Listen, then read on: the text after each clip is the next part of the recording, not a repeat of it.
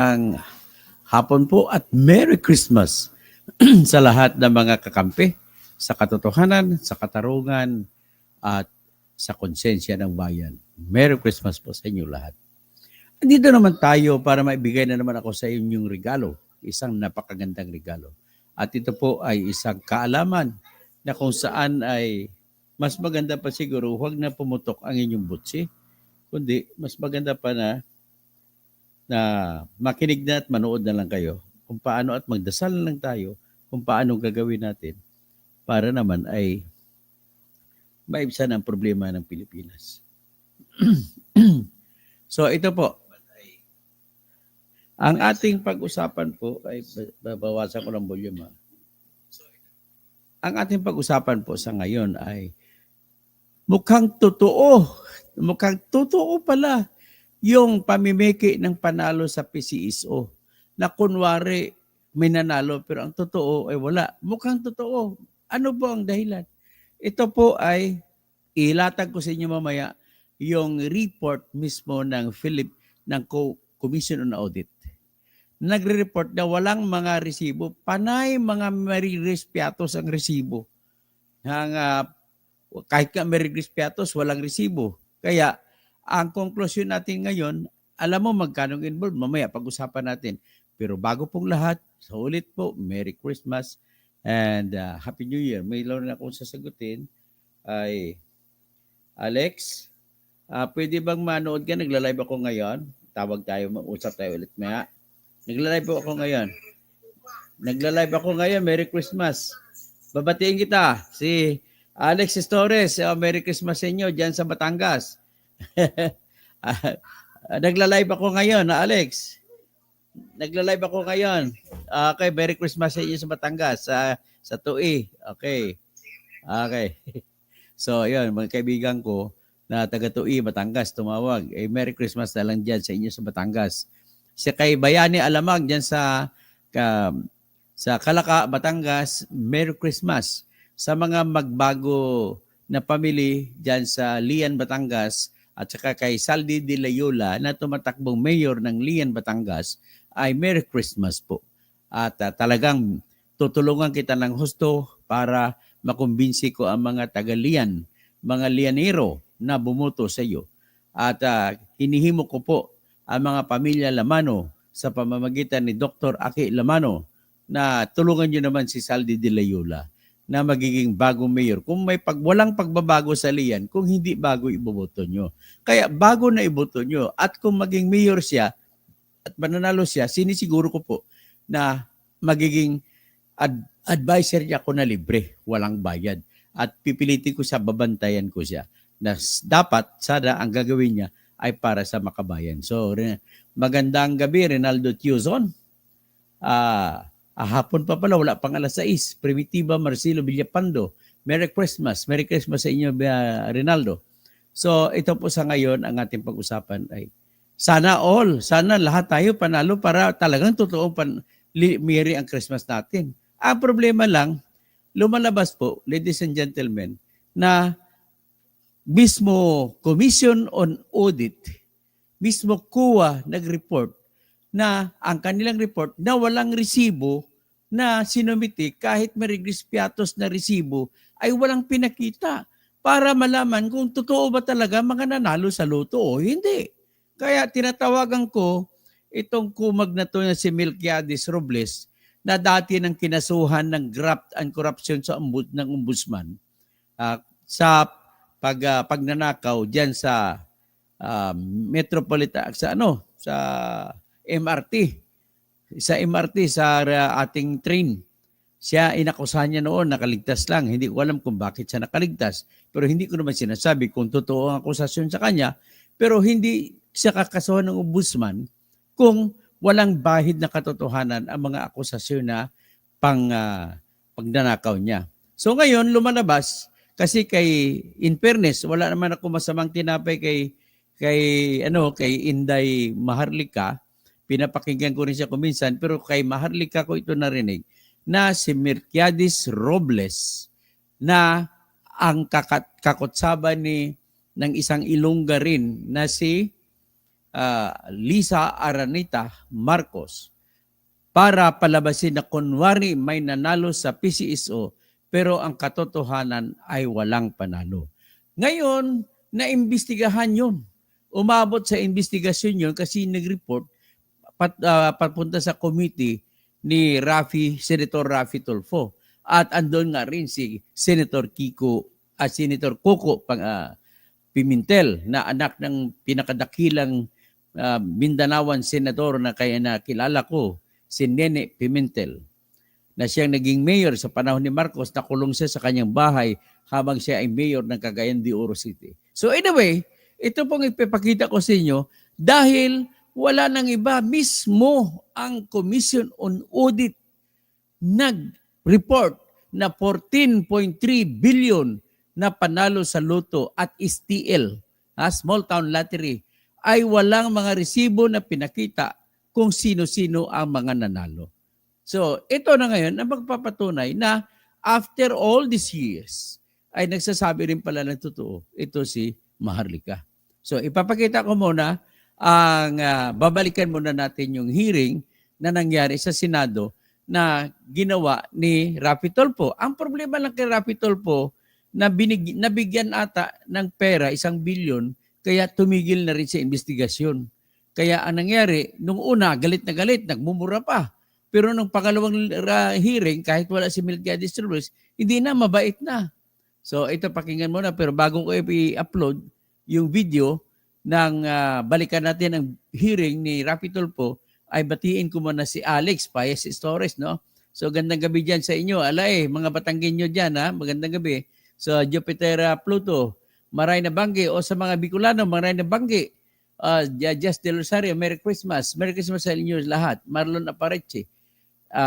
Hanga sa iyo, attorney. Salamat po sa paghanga. Noel Rivera, magandang gabi. At Merry Christmas din, Noel Rivera. So si Erlinda Sarmiento, Merry Christmas. Tapos ito na, yung pisan i-play ko na. Balikan natin ang nakaraan. Very poor editing, pero the objective is to... Ulitin natin. I agree, it's a very poor editing. Dito, ito ang sagot ni Melquiades Robles. Si Melquiades Robles yan, na general manager ng PCSO, yan ang sumasagot yan. Ang tinatanong siya, kinukonfronta siya ni Senator Raffy Tulfo tungkol doon sa fake na litrato na nanalo na pinalabas nila. It Photoshop. Ngayon, bago ko i-play ito, nais ko lang sabihin sa inyo na ako mismo ay nakita ko, kasi ako magaling din ako sa Photoshop, nakita ko yung original na litrato niyan ay yung babae na taga-PCSO ay kunwari lang na gano'n ng cheque. Wala background sa likod.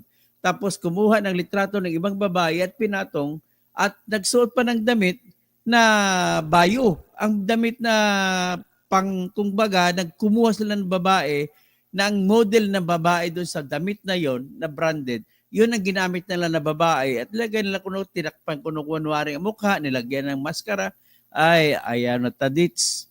So ito, pakinggan nyo. Ito napatunay na talagang after all, totoo pala yung expose ni Maharlika na talagang may niyayari nila ni Lisa Aranita Marcos. Kaya nga nang birthday si Melquiades Robles, sabi niya, gusto ko happy milyonaryo. Gusto ko maging milyonaryo. Mel Robles, hindi milyonaryo. O ito, pakinggan natin ang palitan ng sagot sa hearing sa Senate. I agree, it's a very poor editing, pero the objective is to conceal the clothing na ma-identify sa kanya. So ibig sabihin, inamin nyo, inedit to, pinalitan yung clothing. Opo. Ayan. Maniwala ka ba niya? Bakit kinakailangan palitan ang clothing? Again, part po yan ng pag-conceal kasi na-identify po yung damit. For example, kung at that day, yung mga kapitbahay po yun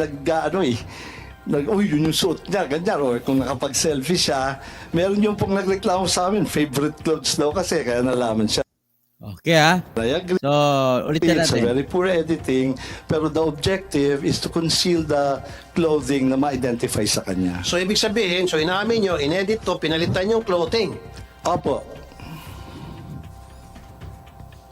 Bakit kinakailangan palitan ang clothing? Again, part po yan ng pag-conceal kasi na-identify po yung damit. For example, kung at that day, yung mga kapitbahay po uy, yun yung suot niya, ganyan. O kung nakapag-selfie siya, meron yung pong nagreklamo sa amin, favorite clothes daw kasi, kaya nalaman siya. O, yan So, nakita nyo, remove na natin. So, yan po, doon pala sa tanong ni Raffy Tulfo sa kanya, inamin niya, napilitan siyang umamin na poor editing, kumbaga, nilagay niya lang babae doon. Kumbaga kung nilagay lang sa totoong kwento yun, ay hindi po totoo na mayroong nanalo sa PCSO. Ngayon, bakit nila palabasin na may nanalo? Kasi gusto nilang ibulsa ang pera. Gusto nila paghatian nila ni Lisa Araneta Marcos. Yun ang ayon kay Maharlika. So, ngayon, kung ganon, ito ngayon nagkalaman yung akusasyon na yan, yung pag-iisip na yan, maliban sa huling-huli mo sa pagsagot niya sa Senate, ay meron na kanyang bahid na katotohanan na talagang inimbento mga panalo. So, ito, ipakita ko ngayon ang report ng COA. Ipakita ko sa inyo yung report ng COA. Para malaman ninyo na talagang nag-report ng COA na ang mga nanalo doon ay walang resibo, walang kahit Merigris Piatos na resibo, wala. Kahit Cocoy Villamin na resibo, walang binigay. O, ito, tingnan nyo. O, i-highlight ko. Ito po yung report ng COA, Commission on Audit. The expenses recorded under the prize fund of Small Town Lottery totaling 14.37 billion pesos for calendar year 2020 were not duly supported with documents required under Section 18 of the revised IRR of STL. So yan, STL ang pinag-usapan. So ibig sabihin, nagdadagdag yan ng ebidensya na ganun din ang ginawa nila sa loto. Okay? So iyan po, kung nagawa na sa STL na ang halaga ay 14.37 billion, nagawa rin nila yan sa loto. So ganun po sila kasimple dumiskarte. So ngayon, ibang mga issue dito, kulang-kulang sila resibo sa pagbibigay ng pondo para sa NBI, share ng NBI sa charity fund, para pagbibigay sa Philippine National Police, share sa charity fund. At siyempre, ang may share din sa charity fund dyan, yung PhilHealth.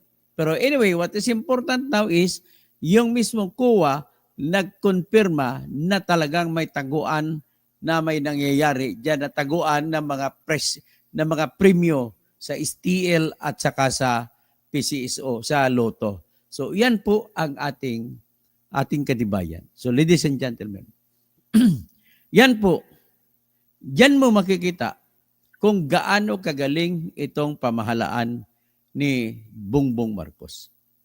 Nangyayari yan, sabihin na natin hindi alam ni Bongbong. Pero ang tanong, bakit nangyayari yan? Ito mismo yung report ng COA ang pruweba na nangyayari.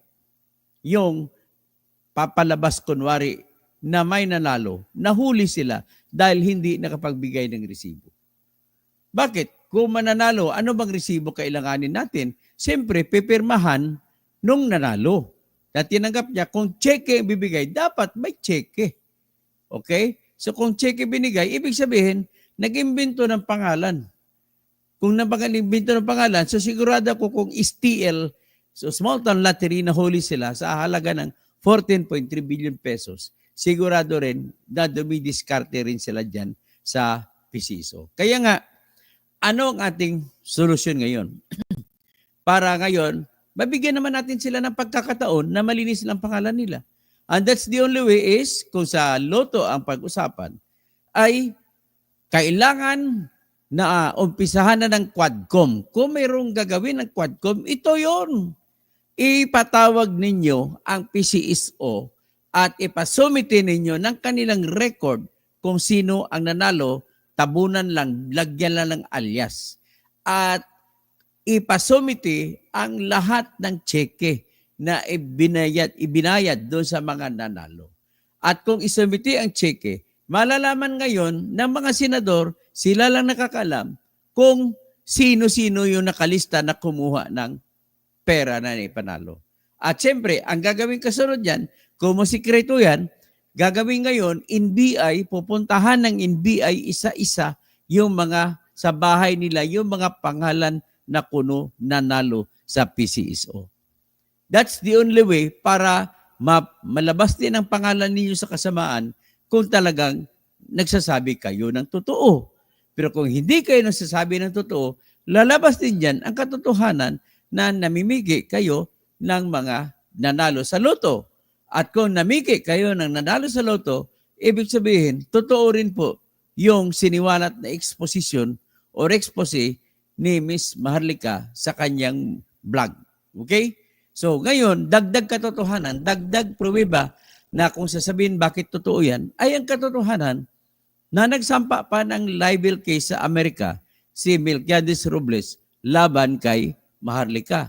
Kasi kung hindi naman totoo yan, ay hindi siya dapat ka magsampa ng libel case. Alam mo po, sa sinabi po, sa desisyon ni Justice George A. Malcolm sa kanyang walang kamatayang desisyon sa kaso na United States versus Felipe Bustos Jr., na kung saan si Felipe Bustos Jr. ay sinintensyahan ng korte sa Pampanga dahil sa sinira niya kuno ang pangalan ng isang judge. Sinira niya ang pangalan ng isang judge sa pamamagitan ng pagsumbong sa Malacanang. Isinumbong niya yung judge na ito. At dahil sinumbong niya at nakanalista, nasira daw ang puri ng judge na yun na nagbebenta ng kanyang desisyon. So dahil doon, nasintensyahan si Felipe Bustos Jr. sa Pampanga. Umapila siya direkta sa Supreme Court. At ang nagdesisyon ng kaso ay si George Dewey, Justice George Dewey. Sino si Justice George Dewey? Amerikano po yun. Kasi sa panahon na yun, sa siyam na justices ng Supreme Court ng Pilipinas, ay tatlo po ang nanggagaling sa mga Amerikano na justice. At ang iba ay Pilipino. So ang pinakaunang Chief Justice ay si Justice Cayetano Arellano, Pilipino. So anyway, what is important is nais ko lang isigwi si George Malcolm, siya po yung founder at nagpatayo ng College of Law ng University of the Philippines. Kaya ganon siya kadakila. At siya po nagdesisyon sa walang kamatayang kaso na yan na sinasabi niya. The interest of the society and the maintenance of good government demand full discussion of public affairs. The public officials must not be onion-skinned with respect to the criticisms on their performance of duties. Kaya ikaw, Mr. Melquiades, sinabi pa ni Justice Malcolm, of course, you cannot avoid having to be criticized. And even if those false matters would be thrown at you as if it were true, but the balm of conscience will clear you if you are innocent of the accusation. So, ibig sabihin, kung talagang hindi ka magnanakaw, Melquiades Robles, dapat konsensya mo lang yung pagmamasahe ng iyong konsensya ay hindi ka na magagalit. Pero bakit pumunta ka pa, lumipad ka pa sa Amerika, gumastos ka pa na kung ilang milyong peso para magsampa ng kaso sa Amerika ng libel laban kay Melquiades, laban kay Maharlika. Kaya nga, ang ginawa naman ng abogado ni Maharlika, kasi mayroon sa Amerika na ganitong pangkontra. Ang tawag dyan ay SLAP case, SLAP counter case. Anong ibig sabihin ng SLAP? Strategic lawsuit against public participation. So ibig sabihin, ang libel case po sa Amerika ay tinitingnan na sinansampa lamang para bawalan ang mga publiko na sumali sa pagkikriticize sa opisyal na nakakasakdal sa mata ng mga mamamayan. So dapat meron din sa Pilipinas diyan dito, magpapanukala ako ng batas na SLAP kung ako ay senador mananalo. Ngayon may nagtanong doon kung tuloy pang pagiging senador ko, ay inaantay ko po yung decision ng Supreme Court na payagan akong tumakbo. At naniniwala naman ako, napapayagan ako sapagkat po abuso di discretion o abuso di poder ang ginawa ng COMELEC. So anyway, diretso tayo dito. Ito na po ngayon yung katotohanan na nagbibigay ng laman sa akusasyon na talaga itong PCSO ay dinadali nila lahat ng mananalo, hindi lang pala PCSO, pati sa STL nila, nire-retoke nila yung mga panalo para mapunta sa bulsa nila yung mga pera ng mga tumataya dyan na nananalo. Pero ang problema naman dito ay pinalabas na may nanalo kahit na walang nanalo. Okay? O, sabi naman ni Marlon na Parisi, wala yan si Rapi, palpak yan. Sa Kim Gahaman, kaya matapang si Rapi sapagkat meron siyang manugang si attorney manugang si attorney Garrett. Wala yan. Mahina naman yung abogado. Pasensya ka na, attorney Garrett. Tatawagin ko mahina naman si attorney Garrett. Ibig sabihin, narinig ko naman siya magsalita. Pero okay naman. Pero at least, ang kakayahan niya ay hindi naman special na abogado. Makita mo na ordinaryong abogado lang siya. So, Calixto Almonte, may suggestion si Tolpo, last hearing na i-plus sa TV ang pangalan ng winner o lugar niya nag-commit ng PCSO. Pero hindi naman nangyari. So, Cassandra Daisy, Merry Christmas sa lahat ng matitinong supporters ni Dr. Engineer Toto Kausing. Merry Christmas din po. Tapos si Don Pulubi, hindi ipapatawag ng Quadcom dahil ang Tuwadcom. Dahil dyan kinukuha ang binabayad sa kanila sa mga witnesses. Dato is Giamblang, really good, Sir Attorney, katotohanan. Talaga si Sir Doc Attorney Toto, journalist. Of course, nakita natin yan. Pinakita ko na sa inyo yung report mismo ng Komisyon ng Audit. So Jimmy Ariopagita, magandang gabi at Merry Christmas din. Jimmy Ariopagita, Marlon Parisi, pakiusap lang, huwag iboto ang mga luma, mga bago, iboto nyo lahat, di ba? Dato SK, Bet Zapata, gandang gabi po, Attorney Toto, Merry Christmas po. Si Mike Mixi, dapat patawag sa Quadcom mga sangkot sa loto na pandaraya sa hearing, hintayin namin. Mamamayan kasi unfair sa mga tumataya. O John Patrick de Mesa, sobrang questionable ang palaging may nananalo sa loto, Attorney.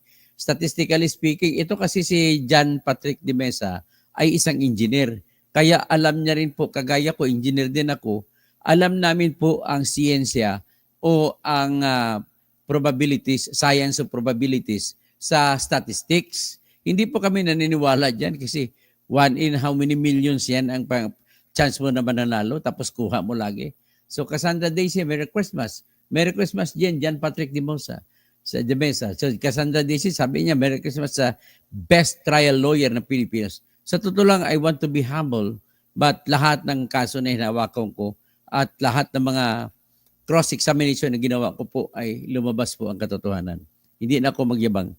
Okay? So, Rodo Saruna, magsasayang pa ba yan ng gobyerno mag-imbestigahan sa buwatan ng kulto ng bogus na Pilipinas o bogus Pilipinas, bistado na kayo to so manhid. So Marlon na Parisi, kaya ako hindi na ako tumataya sa luto. O ako rin. Dali Jimenez, yes, ako di na magluto na mga yan. Ipunin ko na lang.